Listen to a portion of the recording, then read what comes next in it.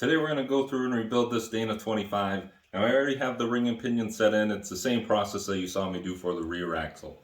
But a couple things that are different with this axle than anything I've worked on before. It's a closed knuckle with a kingpin design and something called a bendix joint. But we'll take a look at that in a little bit. So let's jump right into it.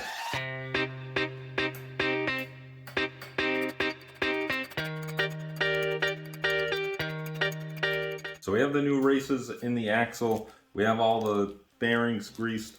So I'm going to go through, put the top bearing in. Now on the bottom bearing, I already have the cap installed on the knuckle. Go through and put that bearing in, and then slide the knuckle on, and then we'll put the top cap on. Alright, so I'll go through and tighten these caps down. Now the top, there's some shims between that cap and the knuckle. And so what those shims do is set the preload on those bearings. So once we go through, tighten this down, we're going to do a pull test to see how much force it takes to pull the knuckle side to side. We're looking between 12 and 16 foot-pounds to move the knuckle side to side. Anything looser than that, you can get some wobbles going down the road. And anything tighter than that, it can cause some drivability issues with it tracking and returning to center.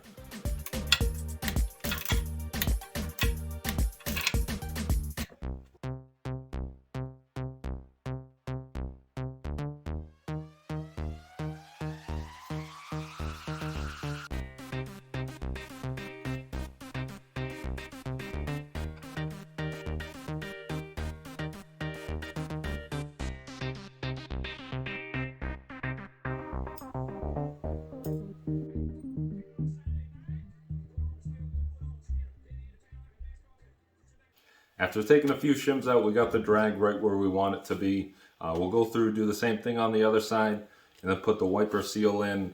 And I'm going to go through and Loctite all of these bolts just to make sure everything stays right in place. And especially on the bottom, because this knuckle is going to be filled, we don't want anything leaking out down through the threads.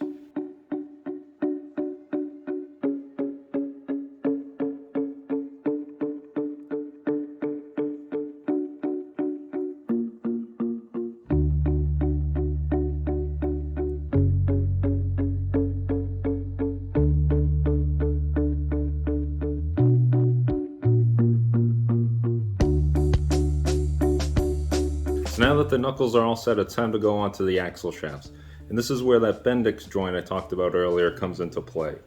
So the axle shaft has these ends, which is what the bendix joint is. And it's made up by 5 balls. So there's one centering ball, and then as they go together, there's a ball that will fill in each of these spaces. And essentially that ball allows for the movement when you turn the wheel. So now every axle shaft that I've ever worked on has had just a standard universal joint in it. And you can get upgraded or new replacement axle shafts that have a U-joint in it, but I figured it'd be kind of fun to run the old stuff and learn how to put this thing together. So I'll mess around with this. I'm not sure exactly how easy it will go together.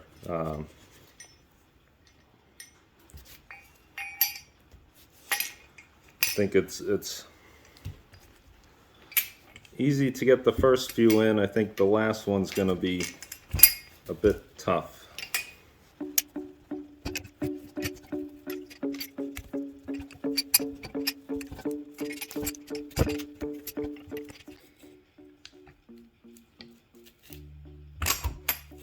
All right. So there we go. All the balls are in there. And now obviously there's play in and out. And so the way that's set, there's a bronze shim or spacer in the axle tube, and then there's going to be one on the back of the spindle. And so those will keep this at the right distance to take up that play and keep the joint happy. So we'll go through, I'll throw a little bit of grease in this, we'll go through, throw this in, and then do the same thing on the other axle shaft.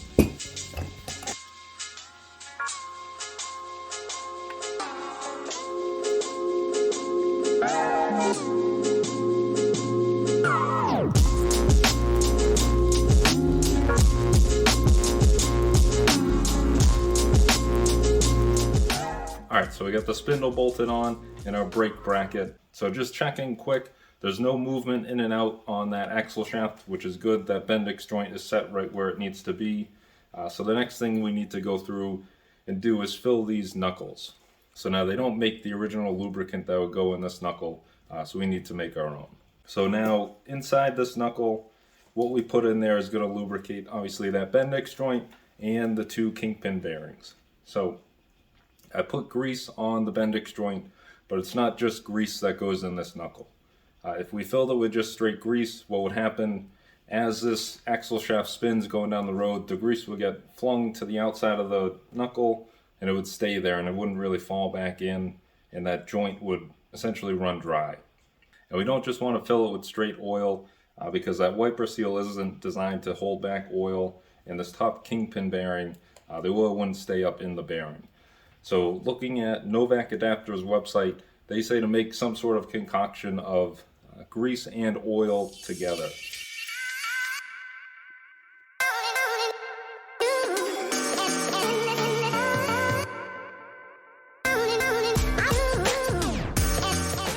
Alright, so now that we have this slop mixed up, we need to get it obviously into the knuckle. So the way that we're going to do that, I have a plastic bag that I've already cut the corner off, and then just a tip from a little oil can, jug.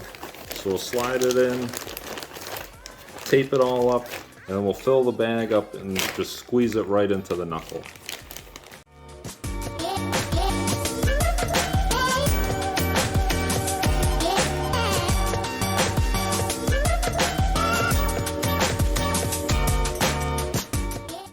Alright, so I know I have a decent amount of concoction in those knuckles now. I'm going to let them sit. So I spun the axle shafts to try and get it all around, but I'm going to let it sit, let it all settle, then I'll pull the plug, see where the level's at, and if I need to make or add more, I'll do that then. Before we start to clean up all this grease mess, we still have to go through, pack the wheel bearings, and get the hubs mounted. So that's what we'll do right now.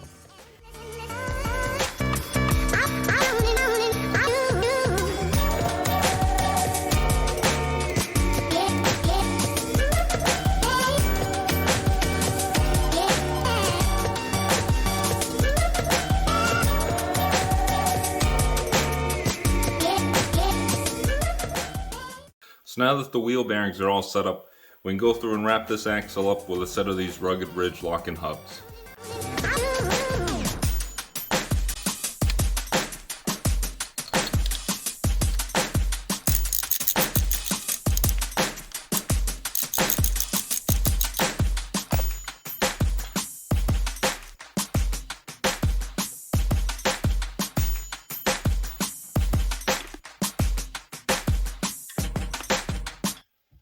Alright, so we got the hubs on and we know those are working.